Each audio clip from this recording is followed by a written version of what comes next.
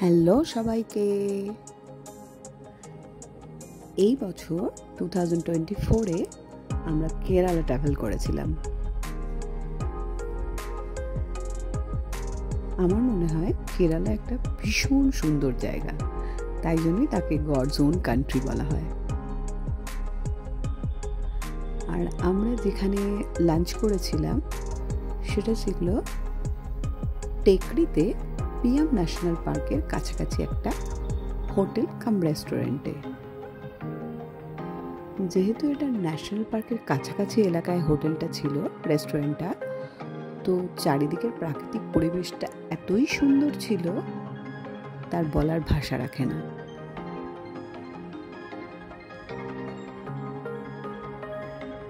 তো আমরা লাঞ্চের জন্য বসে গিয়েছিলাম। তারপর আমরা মেনু কার্ডটা দেখার চেষ্টা করলাম এবং মেনু কার্ডটা দেখে যথারীতি কিছুই বুঝতে পারলাম না।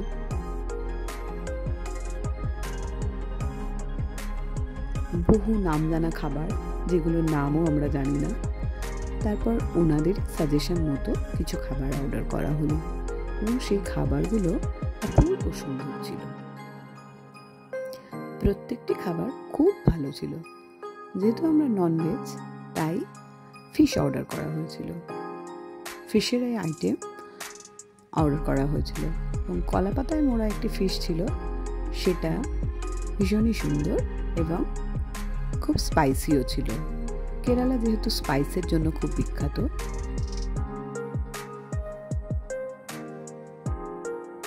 রাইসটা দেখে এত মোটা লাগছে কিন্তু খেতে খুবই ভালো ছিল, রাইসটাও খুব সুন্দর। তারপর ডেজার্টে আমরা গোলাপ জামুন খেলাম। তারপর ওখান থেকে বেরিয়ে আমরা লোকাল কিছু ঘুরতে লাগলাম জায়গায়, এবং ওখানকার বিখ্যাত ডান্স তো সবাই জানে, কথাকলি, ভারতনাট্যম। ওখানে বিভিন্ন জায়গায় কথাকলি, ভারতনাট্যমের এরকম শো হতে থাকে। তো আমরা সেই শোতে একটু গেলাম এবং অনেকটাই শোটা দেখলাম এবং বেশ উপভোগ করলাম, বেশ ভালো লাগলো।